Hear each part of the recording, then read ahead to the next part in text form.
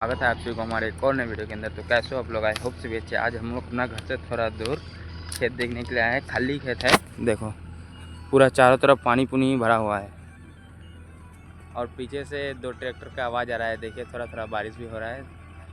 तो देखिए ट्रैक्टर, कौन सा ट्रैक्टर है आप लोग कमेंट में बता देना। ये किधर है, थोड़ा दूर में है, दिखाई देगा कि नहीं? देखा, थोड़ा थोड़ा दिखाई देता है। तो ठीक है, पानी चला है, चलते हैं आगे। यही हमारा खेत में पूरा पानी पुनी लगा हुआ है इसमें, और पटसन है, और आगे में सीधा ब्लू वाला घर ये मेरा ही है, हम लोगों का ही मतलब है। मेरा 200 ट्रैक्टर चला रहा है, वहाँ पे हमको बुला रहा है, लेकिन हम नहीं जाएंगे अभी। ठीक है, राम राम। यही तक हमारा ब्लॉग ख़त्म हुआ। राम राम जी।